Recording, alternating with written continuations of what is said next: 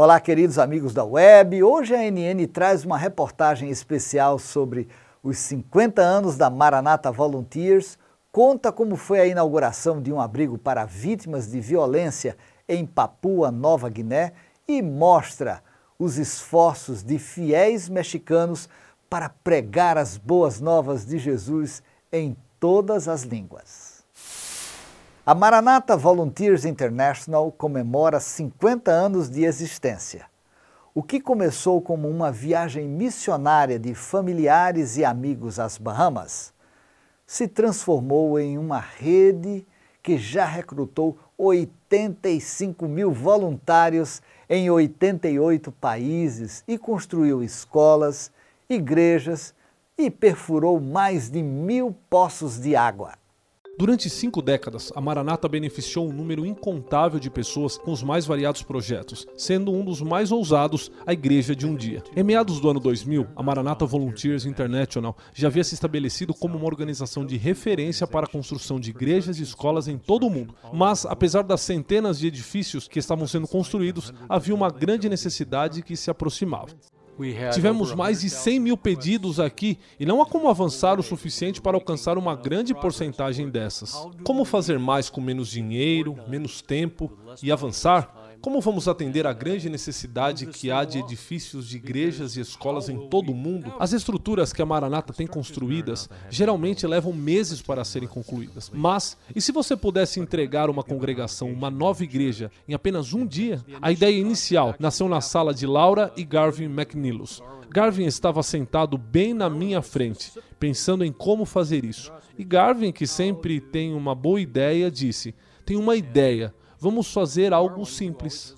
A família McNeilus, junto com os serviços e indústrias de adventistas leigos, ASI, estavam envolvidos na questão da grande necessidade de locais para culto. Isso incluiu um projeto chamado Telhados para a África. Dezenas de milhares de congregações em todo o continente haviam recebido materiais para telhados, mas o programa tinha algumas deficiências. Estávamos colocando telhados nas estruturas, mas eles se deterioraram ao longo dos anos, devido aos materiais.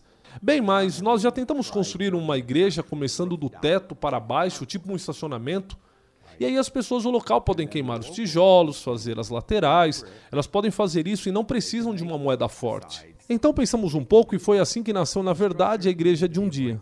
A estrutura deveria ser leve, mais forte, fácil de construir e algo que os fiéis pudessem terminar com materiais locais. A Igreja de um Dia atraiu a atenção da sede mundial adventista. Teve um apoio muito bom e ainda tem. 2 anos após o início do programa, era hora de expandir. Então, se você vai construir uma igreja de um dia, por que não uma escola de um dia? Garvin novamente começou a projetar salas de aula escolares que poderiam ser montadas rapidamente. O protótipo da escola foi apresentado em 2010 na sessão de negócios da Assembleia Geral dos Adventistas. O primeiro campus de sala de aula de um dia foi construído em janeiro de 2011 nas Cataratas Vitória, no Zimbábue. Por mais de 10 anos, o programa Igreja e Escola de um Dia tem impactado comunidades em todo o mundo. A estrutura já foi adaptada como um hospital e até serviu de refúgio em situações de desastres.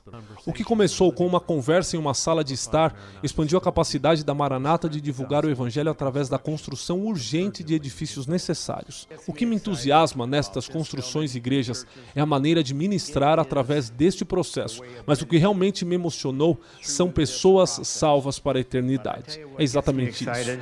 Souls for eternity. That's what does it.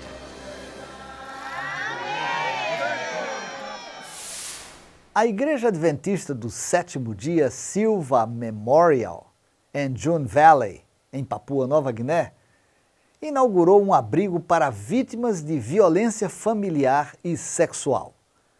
O refúgio, fruto de uma parceria entre a igreja local, a agência humanitária ADRA e a Universidade de Avondale, vai fornecer acomodações temporárias para os que sofrem agressão, além de ser um centro de conscientização e educação.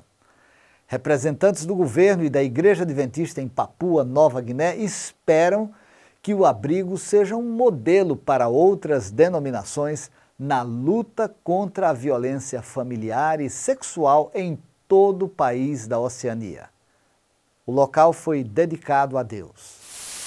Como parte dos contínuos esforços da Igreja Adventista no norte do México para alcançar deficientes auditivos, um grupo de 50 intérpretes se reuniu para um treinamento especial em Villahermosa, capital do estado de Tabasco.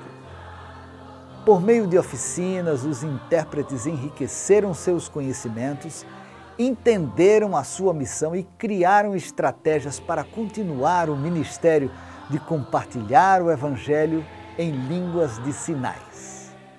Os responsáveis pela área agradeceram a Deus por fortalecer seu povo para pregar as boas novas da salvação em Jesus em todas as línguas. Nos últimos 3 anos, a Igreja Adventista no norte do México organizou congressos nacionais para surdos. Bem, por hoje é só. Na próxima semana, se Deus quiser, nós voltamos com mais notícias de fé, amor, voluntariado e esperança. Um abraço, que Deus abençoe.